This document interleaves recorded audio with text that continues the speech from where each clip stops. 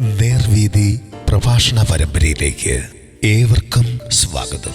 സുവിശേഷകൻ കുഞ്ഞുമോൻ തോട്ടപ്പള്ളി ഇപ്പോൾ നിങ്ങളുമായി ദൈവവചനം പങ്കുവയ്ക്കുന്നു. ശ്രദ്ധിച്ചാലും.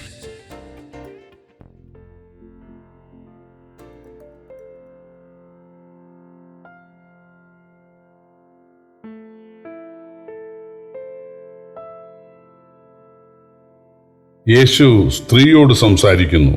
ദൈവനാമത്തിന് മഹത്വമുണ്ടാകട്ടെ. യോഹന്നാന്റെ സുവിശേഷം 4-ാം അധ്യായത്തിന്റെ 27-ാം വാക്യം.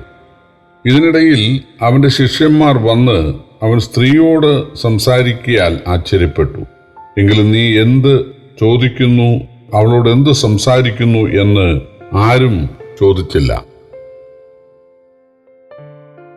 കർത്താവായ യേശുവും ശിഷ്യന്മാരും യഹൂദയിൽ നിന്ന് ദീർഘദൂരം മൈലുകൾ നടന്ന് ശമരിയ എന്ന പ്രവിശ്യയിലെ സുഗാർ എന്ന ആ സ്ഥലത്ത് എത്തിയ സമയത്ത് യേശുവിന് വിശന്നു.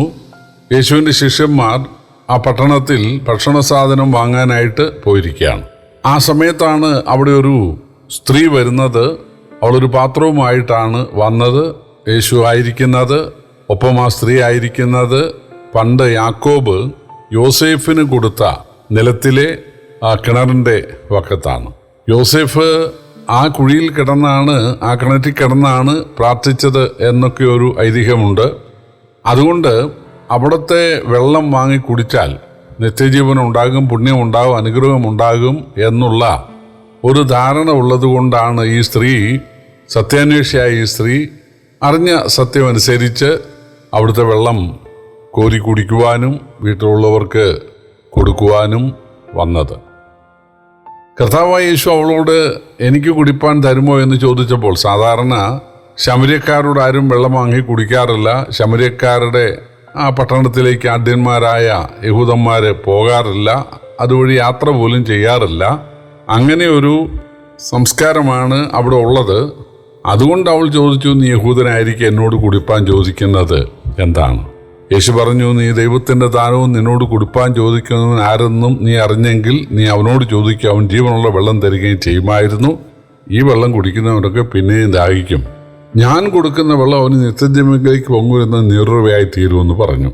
അതായത് യേശു പറഞ്ഞത്, ഈ വെള്ളം കുടിച്ചാലൊന്നും ആത്മദാഹം മാറുകയില്ല, മറിച്ച് ആത്മശാന്തിക്ക് വേണ്ടി, പാപമോചനത്തിനു വേണ്ടി, നിത്യജീവന് വേണ്ടി ഉള്ള വെള്ളം അത് ഞാനാണ് കൊടുക്കുന്നത്. അപ്പോൾ അവൾ പറഞ്ഞു, എനിക്ക് ദാഹിക്കാതെയും ഞാൻ ഇവിടത്തോളം വരാതിരിക്കുവാൻ എനിക്ക് അത് തരുമോ? അവൾ വിചാരിച്ചത് ശാരീരിക ദാഹം പിന്നെ ഉണ്ടാകുകയില്ല എന്നാണ്. യേശു പറഞ്ഞു, പോയി നിന്റെ ഭർത്താവിനെ വിളിച്ചുകൊണ്ട് വരിക. അവൾ പറഞ്ഞു, എനിക്ക് ഭർത്താവില്ല. യേശു പറഞ്ഞു, നീ പറഞ്ഞ ഉത്തരം ശരി, നിനക്ക് 5 ഭർത്താക്കന്മാരുണ്ടായിരുന്നു, ഇപ്പോൾ ഉള്ളവനോ ഭർത്താവില്ലെന്ന് പറഞ്ഞപ്പോൾ അവൾക്ക് മനസ്സിലായി ഇതൊരു പ്രവാചകനാണ്. അദ്ദേഹം ശമര്യരുടെ പൂർവ്വകാല സ്ഥിതി പറയുകയാണ്. പണ്ടവർ വിഗ്രഹാരാധികളായിരുന്നു. പിന്നീട് അവർ ഇസ്രയേലിലെ ശമര്യയിലെ ഗെരീസിം പർവ്വതത്തിൽ ഒരു യാഗപീഠം പണിത് ആരാധന ആരംഭിക്കുകയും തങ്ങളുടെ 5 ദേവന്മാരെ, അശൂർ ദേശത്തു നിന്ന് അവർ കൊണ്ടുവന്ന 5 ദേവന്മാരെ അവരുപേക്ഷിക്കുകയും ചെയ്തു. നേർഗാല്, അതുപോലെ അദ്രമേലേക്ക്, അനാമേലേക്ക്, ശിമ, ഇങ്ങനെയുള്ളതായിരുന്നു അവരുടെ ദേവന്മാർ. അതിനെ അവർ ഉപേക്ഷിക്കുകയും യഹോവയെ അവർ ആ ദേവന്റെ സ്ഥാനത്ത് പ്രതിഷ്ഠിക്കുകയും ചെയ്തു. അതാണ് ശമര്യരുടെ ചരിത്രം. അതാണ് യേശു പറയുന്നത് എന്നവൾക്ക് മനസ്സിലായിട്ട് അവൾ പറഞ്ഞു, യജമാനെ, നീ ഒരു പ്രവാചകനെന്ന് ഞാൻ കാണുന്നു. ഞങ്ങളുടെ പിതാക്കന്മാർ ഈ മലയിലാണ് നമസ്കരിക്കുന്നത്. 5 ദേവന്മാരെ വിട്ട്, അല്ലെങ്കിൽ 5 ഭർത്താക്കന്മാരെ വിട്ട് ഈ മലയിൽ യഹോവയെ ആരാധിക്കുന്നു. പക്ഷേ യെരുശലേമിൽ വന്ന് ആരാധിച്ചാലേ ദൈവം പ്രസാദിക്കൂ എന്നല്ലേ പ്രവാചകരായി നിങ്ങൾ പഠിപ്പിക്കുന്നത്? യേശു പറഞ്ഞു, സ്ത്രീ, എൻ്റെ വാക്ക് വിശ്വസിക്കുക. നാം പിതാവിനെ ആരാധിക്കേണ്ടത് ഈ മലയിലുമല്ല, യെരുശലേമിലുമല്ല. സത്യനമസ്കാരികൾ പിതാവിനെ ആത്മാവിനെ സത്യം നമസ്കരിക്കുന്ന അഴിയെ വരുന്നു. അപ്പോൾ ദൈവം പിതാവാകുന്ന ഒരവസ്ഥയുണ്ട്. അങ്ങനെ ഒരു കാലം വരാൻ പോകുന്നു. വസ്തുമയമായ ആരാധനയല്ല, യാഗം കഴിച്ചുള്ള, അല്ലെങ്കിൽ ആടിനെയോ കാളയോ പ്രാവിനെയോ ബലി കഴിച്ചുള്ള, അല്ലെങ്കിൽ സ്വർണ്ണോ വെള്ളിയോ എണ്ണയോ വീഞ്ഞോ ഒന്നും നൽകിയല്ല, ആത്മാവിൽ സത്യത്തിലുമുള്ള ഒരാരാധനയുടെ കാലം വരുന്നു എന്ന് പറഞ്ഞപ്പോൾ അവൾ പറയുകയാണ്, മശിഹ വരുമ്പോൾ ഞങ്ങളെ അത് അറിയിക്കും. പുറജാതികളായ അല്ലെങ്കിൽ ശമര്യരായ ഞങ്ങളെയും മശിഹ സ്നേഹിക്കും. അപ്പോൾ യേശു പറഞ്ഞു, നിന്നോട് സംസാരിക്കുന്നത് ഞാൻ തന്നെ മശിഹ. അവൾക്ക് ഭയങ്കര സന്തോഷമായി. ആ സമയത്താണ് ശിഷ്യന്മാർ ഭക്ഷണ സാധനവുമായിട്ട് വരുന്നത്.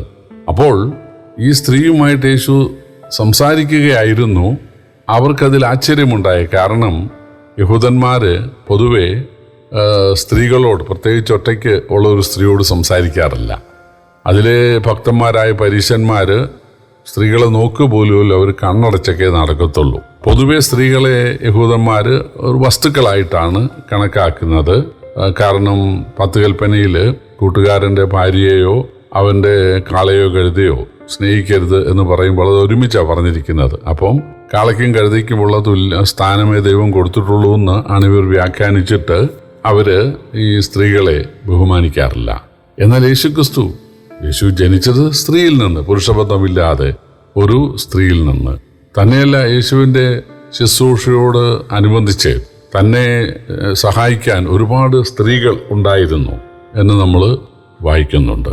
യേശു മൂലം ഒരുപാട് സ്ത്രീകൾ, പ്രത്യേകിച്ച് ഭൂതബാധിതരായ സ്ത്രീകളും അല്ലെങ്കിൽ വേശ്യാസ്ത്രീ ഉൾപ്പെടെ ഉള്ള ആളുകൾ ഒക്കെ മാനസാന്തരപ്പെട്ട് നല്ല ഭക്തരായിട്ട് മാറിയിട്ടുണ്ട്. യേശു വന്നത് പുരുഷന്മാരെ മാത്രം രക്ഷിക്കാനല്ല. യേശു വന്നത് പുരുഷന്മാരെയും സ്ത്രീകളെയും അടിമകളെയും ദരിദ്രരെയും എല്ലാ ആളുകളെയും രക്ഷിക്കാനാണ്. അതുകൊണ്ടാണ് യേശു സ്ത്രീയോട് സംസാരിച്ചത്. പുതിയ നിയമത്തിൽ സഭയിൽ, അതായത് ആദ്യകാലം മുതൽ തന്നെ പുരുഷന്മാർ സ്ത്രീകളും ചേർന്നു വന്നു, പുരുഷന്മാർ സ്ത്രീകളും സ്നാനപ്പെട്ടു, കുടുംബമായി സ്നാനപ്പെട്ടു എന്നൊക്കെ നമ്മൾ വായിക്കുന്നുണ്ട്. സ്ത്രീയെ ഒരിക്കലും ദൈവം മാറ്റി നിർത്തുന്നില്ല. യേശുവിനെ രക്ഷകനായി സ്വീകരിക്കുന്ന ഏത് പുരുഷനും ഏത് സ്ത്രീയും രക്ഷിക്കപ്പെടും. അവർ സ്വർഗത്തിൻ്റെ അവകാശികളായിട്ട് മാറും. ഈ ഭൂമിയിൽ അവർക്ക് തീർച്ചയായിട്ടും വിവിധ ശുശ്രൂഷകളുണ്ട്. അവർ അനുഗ്രഹിക്കപ്പെട്ട ഒരു ജീവിതത്തിന് ഉടമകളായിട്ട് മാറും. ആദാമിൻ്റെയും ഹവ്വയുടെയും ശാപമെല്ലാം മാറാനിടയാകും. ഇതാണ് ബൈബിൾ പഠിപ്പിക്കുന്നത്.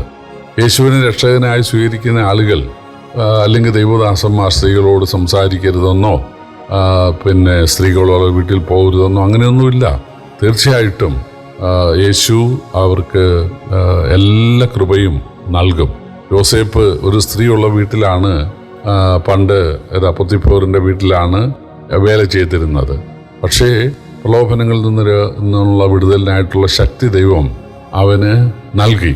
തീർച്ചയായിട്ടും നമുക്ക് സ്ത്രീകളെ, പ്രായമുള്ള സ്ത്രീകളെ അമ്മയെപ്പോലെ കാണാനും പ്രായം കുറഞ്ഞ സ്ത്രീകളെ സഹോദരിയെപ്പോലെ കാണാനും തീർച്ചയായിട്ടും സാധിക്കും. അതാണ് യേശു മൂലമുള്ള രക്ഷയുടെ അനുഗ്രഹവും പ്രത്യേകതയും. കർത്താവ് നമ്മെ സഹായിക്കട്ടെ. കർത്താവിൻ്റെ വലിയ നാമം വാഴ്ത്തപ്പെടുമാറാട്ടെ.